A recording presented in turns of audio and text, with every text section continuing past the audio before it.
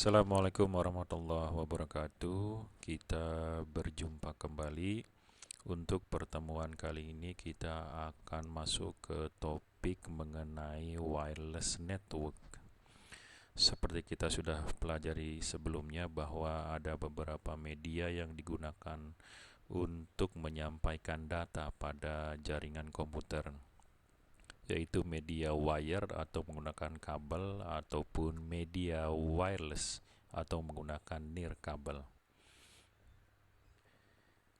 Ketika kita menggunakan media nirkabel, maka media yang digunakan adalah gelombang radio ataupun media cahaya sebagai media untuk transmisi datanya.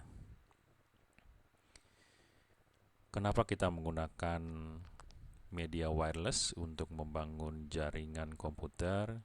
Yang pertama adalah efektivitas.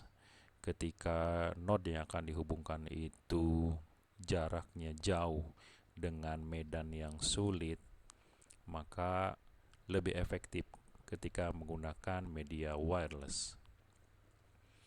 Misalkan kita akan menghubungkan jarak sekitar 5 km. Ketika kita menggunakan kabel tentu akan sulit ketika memasang kabel tersebut. Maka lebih efektif menggunakan media wireless. Berikutnya adalah fleksibilitas. Ketika node pada jaringan komputer itu membutuhkan pergerakan yang dinamis, dia menuntut mobilitas. Misalkan ada di perusahaan ada beberapa mesin yang berbeda-beda lokasi, dan teknisi harus men-setting mesin tersebut dan membutuhkan jaringan komputer, maka dia harus bisa bergerak dengan fleksibel. Tentu kalau menggunakan kabel ini akan menyulitkan. Maka untuk jaringan yang membutuhkan fleksibilitas itu lebih baik menggunakan media wireless.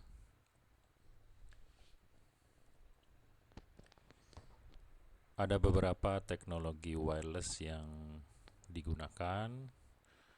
Yang pertama, dan ini sudah banyak kita gunakan, yaitu Wi-Fi atau Wi-Fi, wireless fidelity. Ini sudah diatur dengan standar IEEE 802.11. Nanti ada 802.11A, 802.11B, 802.11G, 802.11N, dan 802.11AC. Nah, ini yang masih kita gunakan untuk keperluan sehari-hari, misalkan hotspot gitu ya, menggunakan teknologi Wi-Fi. Berikutnya adalah WiMAX, Worldwide Interoperability for Microwave Access. Ini juga diatur oleh standar yang sudah baku. Dan berikutnya LiFi atau Light Fidelity. Ini menggunakan gelombang cahaya, tapi berbeda dengan infrared ya. Kalau infrared ini pada direction tertentu, kalau LiFi itu kemungkinan bisa 360 derajat. Ini standar Wi-Fi yang masih digunakan, 802.11a dengan frekuensi 5 GHz 54 Mbps. Kemudian 802.11b menggunakan frekuensi 2,4 GHz 11 Mbps. Untuk 802.11g masih menggunakan 2,4 GHz, tapi ada improvement 54 Mbps. Berikutnya yang banyak digunakan sekarang, 802.11n. Ini bisa 2,4 atau 5 GHz dengan kecepatan 300 Mbps, bahkan bisa lebih. Kemudian 802.11AC 5 GHz 1 Gbps. Nah, untuk N dan AC ini sudah mendukung MIMO ya, multi input multi output. Bisa dilihat di peralatannya, biasanya memiliki antena ya lebih dari satu. Berarti dia sudah support MIMO ya, multi input, multi output. Dengan MIMO maka kapasitas receive dan transmit datanya bisa diperbesar atau memiliki receive dan transmit yang lebih besar.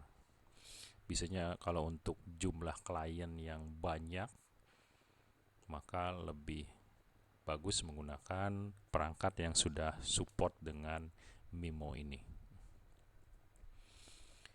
Kemudian bagaimana konfigurasi Wi-Fi atau wireless fidelity? Ada dua konfigurasi dasar Wi-Fi. Yang pertama adalah ad hoc, jaringan nirkabel tanpa akses point. Biasanya ini point to point, langsung. Jadi tidak ada konsentratornya atau tidak ada pusatnya.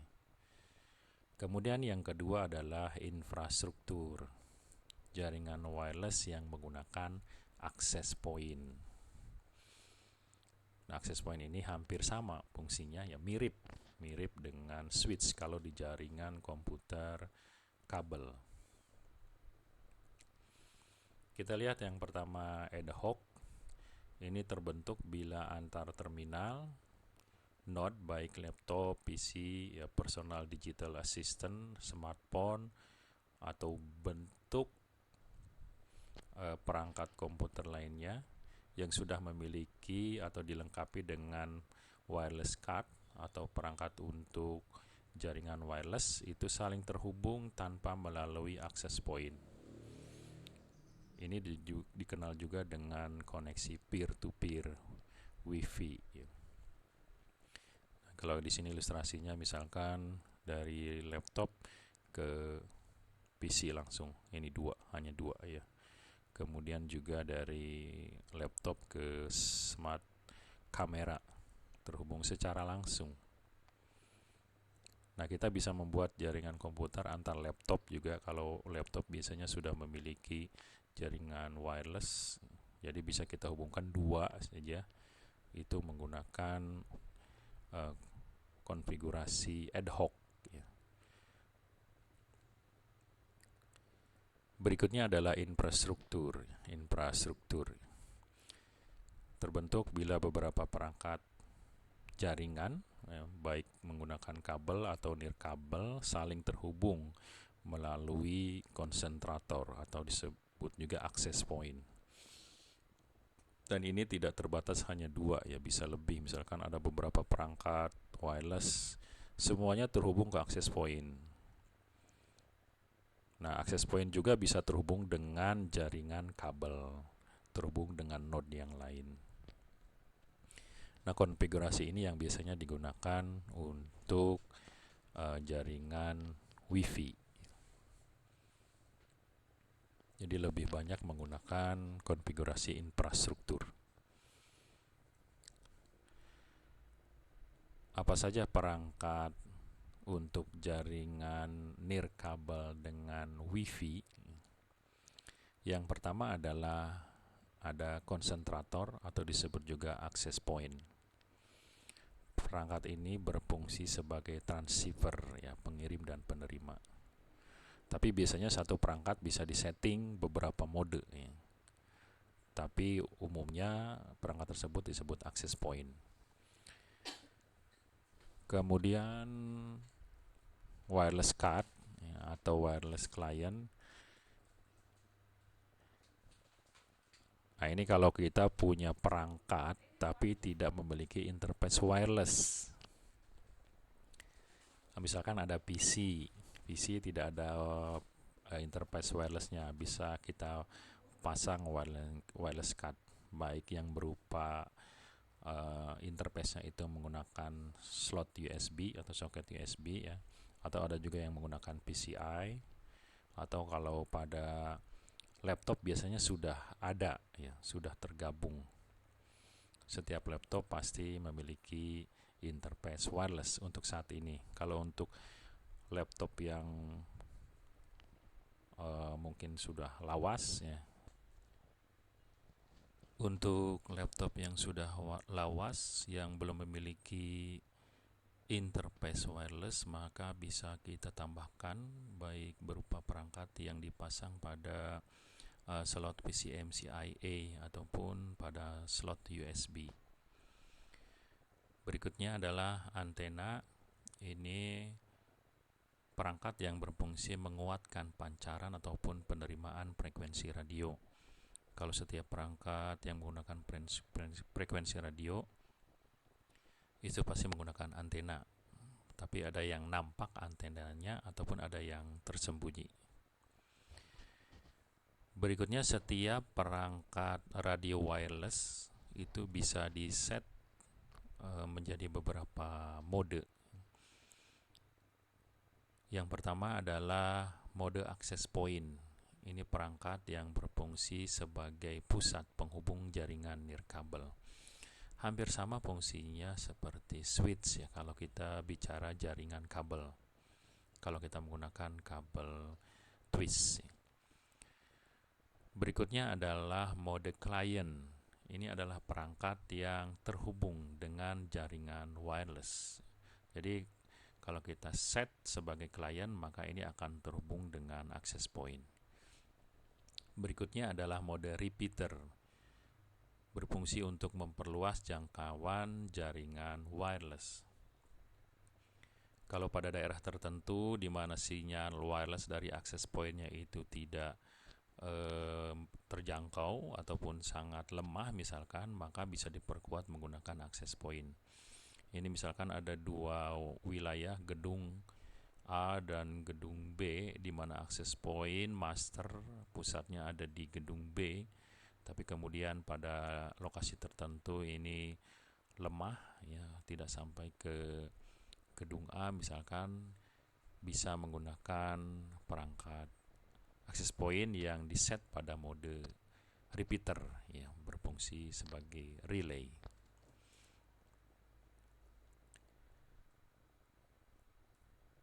Nah, berikutnya untuk mode access point dan client ini ada dua jenis. Yang pertama access point bridge dan access point router. Jadi kalau bridge ini menghubungkan jaringan kabel dan nirkabel dengan network yang sama. Artinya dalam satu subnet. Kemudian kalau access point router ini menghubungkan jaringan kabel dan nirkabel dengan network yang berbeda. Mungkin berbeda subnet ataupun berbeda kelasnya. Kemudian client bridge ini juga sama, menghubungkan jaringan kabel dan nirkabel dengan network yang sama. Dan client router menghubungkan jaringan kabel dan nirkabel dengan network yang berbeda. Nah, mode access point, client, repeater, kemudian bridge, router itu tidak semua perangkat memiliki fasilitas yang lengkap. Mode ini ada semuanya. Ada yang misalkan hanya sebagai access point saja, ada yang hanya berfungsi sebagai router saja, tidak memiliki fungsi repeater dan yang lain. Tapi ada juga perangkat yang lengkap memiliki semua fungsi. Nah, berikutnya ketika kita menggunakan gelombang radio, maka tidak terlepas dari daya pancar perangkat radio tersebut. Biasanya untuk perangkat radio wireless yaitu memiliki daya pancar yang dinyatakan dalam satuan miliwatt atau juga dinyatakan dalam satuan dBm. Tapi ini memiliki kesetaraan ya. Nah, kita akan mencoba untuk mengkonversi miliwatt ke dBm ataupun sebaliknya dBm ke miliwatt. Misalkan konversi dari miliwatt ke dBm. Ada suatu radio ya dengan memiliki perangkat daya pancar yang dinyatakan dalam miliwatt, kemudian kita konversi ke dBm. Rumusnya adalah 10 log power dalam miliwatt. Misalkan konversikan power radio 100 miliwatt ke dBm. Rumusnya adalah 10 log power dalam miliwatt. 10 log 100, 10 log 10 pangkat 2. Supaya mudah kita dapatkan hasilnya, log 10 pangkat 2 adalah 2. Jadi 10 kali 2. Jadi 20 dBm. 100 miliwatt sama dengan 20 dBm. Berikutnya konversi dari dBm ke miliwatt. Sebaliknya, rumusnya adalah 10 pangkat power dalam dBm per 10. Misalkan kalau kita konversikan 20 dBm ke miliwatt, rumusnya adalah 10 pangkat 20 per 10. 20 per 10 adalah 2. 10 pangkat 2, 100. Jadi 100 miliwatt. Jadi 100 miliwatt sama dengan 20 dBm. Nah, variatif, setiap perangkat radio punya power yang berbeda-beda. Berikutnya adalah jenis antena yang digunakan. Yang pertama adalah antena omni. Biasanya ini menyebarkan sinyal ke segala arah, 360 derajat. Bisa berupa pole atau batang seperti ini.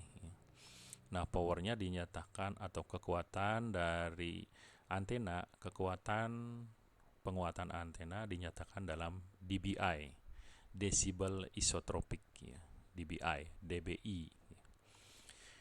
Kalau ini 360 derajat arah pancarannya. Yang berikutnya adalah antena direksional ke arah tertentu. Misalkan parabola, parabolik atau sektoral atau yagi. Ini untuk menangkap atau menyebarkan sinyal dari arah tertentu.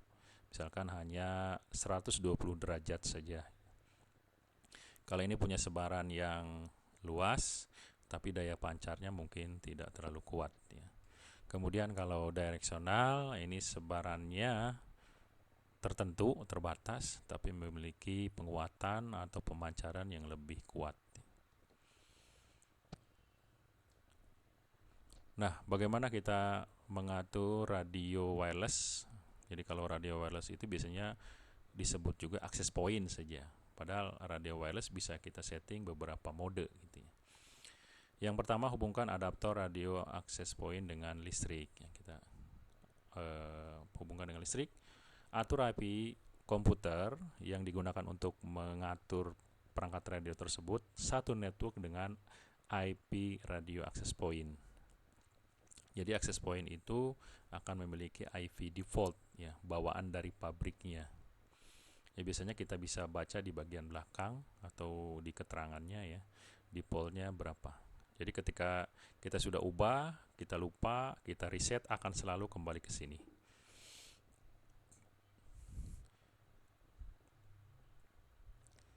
Kemudian hubungkan komputer dengan kabel strike atau cross. Kemudian kita buka browser, boleh pakai Chrome, Firefox ataupun yang lainnya. Ketikkan IP address dari perangkat tersebut. Kemudian nanti kita akan masuk ke halaman untuk memasukkan username dan password. Nah, kalau belum diubah-ubah, itu menggunakan username dan password yang default. Kalau kita lupa, sudah diubah, kita reset, akan selalu kembali ke sini. Berikutnya, kita setting radio access point-nya apa saja. Yang pertama, modenya access point atau sebagai client atau sebagai repeater, baik bridge atau router. Kemudian nama sinyal atau SSID, Service Set Identifier. Nama sinyalnya apa yang mau kita gunakan. Kemudian channel, channel itu yang default 1 sampai 12, tapi untuk daerah tertentu bisa sampai 14. Kita cari frekuensi yang belum digunakan, kemudian kita pilih channel tersebut. Misalkan yang sudah ada di sekitar kita itu channel 1, 2, 4, 5, 6, berarti kita bisa pakai 3 misalkan yang belum digunakan. Cari yang paling sedikit menggunakan channel tersebut. Kemudian security, kalau access point dipasang security-nya, baik itu web yang paling sederhana ataupun WPA atau WPA2. Kita bisa set supaya setiap yang akan terkoneksi itu harus memasukkan dulu katakanlah password. Nah, ini opsional, kalau mau ditambahkan boleh ya, tidak masalah ya. Mengenai MAC filtering, untuk memfilter perangkat yang akan terhubung dengan access point tersebut.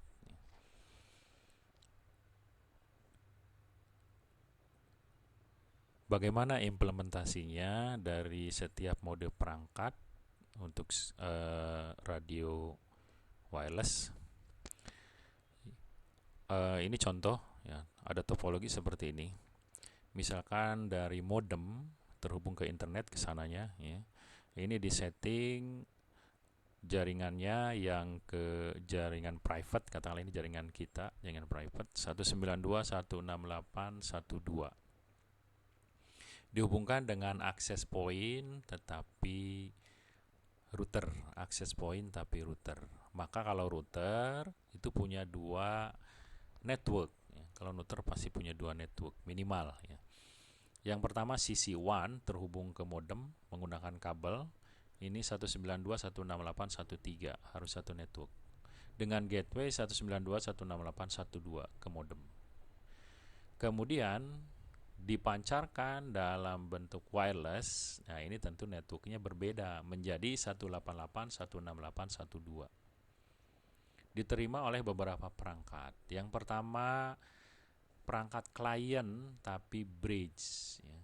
Sebetulnya ini hanya menghubungkan interface-nya saja ya. Tapi kalau kita mau setting IP address-nya satu network ya, supaya bisa nanti dibuka atau diakses dari jaringan ya. Misalkan 188.168.1.5 di sini. Satu network ke sini ya. Kemudian ini keluar interface-nya kabel terhubung dengan router board. Kalau router pasti punya dua interface, ada dua network yang berbeda. Yang pertama CC1 188.168.1.6 ya, satu network masih dengan gateway 188.168.1.2 ke sini ya gateway-nya. Kenapa? Karena ini bukan router ya, tapi bridge saja ini. Gateway-nya tetap ke sini.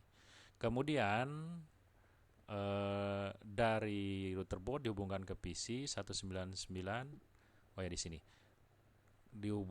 Keluar dalam interface kabel ya, IP-nya berbeda network dengan ini 199.168.1.5. Dihubungkan ke PC 199.168.1.1 dengan gateway 199.168.1.5 ke sini ya. Tidak usah ke sini lagi, ke sini.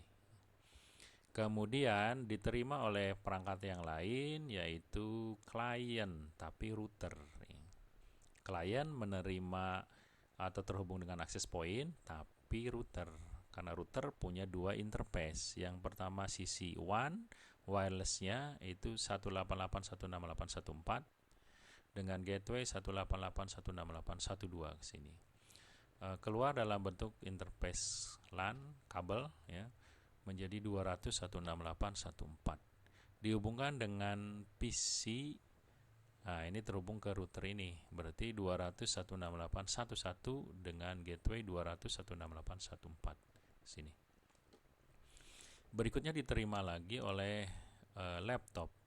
Nah, di sini hanya berfungsi sebagai klien ya, berarti langsung 188.168.1.7 dengan gateway 188.168.1.2 terhubung ke router ini. Oke, itu contoh dari topologinya, kemudian pemilihan modenya dan alokasi IP address yang sesuai. Ya, berikutnya untuk tugas mandiri silahkan konversikan power radio yang 28 dBm berapa miliwatt, kemudian 400 miliwatt berapa dBm. 28 dBm ini dimiliki oleh perangkat Senao Engenius 2610 ya, maksimum 28 dBm. Kemudian ini perangkat NanoStation 2 ya, 400 miliwatt maksimum berapa dBm. Berikutnya kita coba bagaimana mengalokasikan IP address untuk setiap perangkat dengan topologi seperti ini.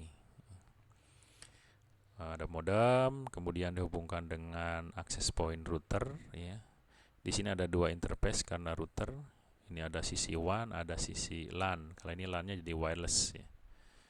Diterima oleh beberapa perangkat. Yang pertama langsung oleh laptop, yang kedua oleh klien tapi bridge. Ya. Ini berapa IP address-nya. Kemudian di sini ada router board terhubung ke klien bridge tersebut. Berapa IP address-nya, sisi WAN, sisi LAN, kemudian PC yang terhubung ke router ini, ke router mikrotiknya. Kemudian ada yang diterima oleh klien tapi router, ya. Klien router. Karena router punya dua interface, sisi wireless-nya berupa WAN, ya, berapa IP-nya. Kemudian LAN-nya ini berupa kabel, berapa IP-nya. Kemudian dihubungkan dengan PC, berapa IP-nya. Sehingga ini bisa saling terkoneksi dan semua bisa mengakses internet. Oke, untuk pertemuan sekarang saya cukupkan. Silahkan dilanjutkan ke penugasan dan kumpulkan pada link yang biasa kita gunakan. Assalamualaikum warahmatullahi wabarakatuh.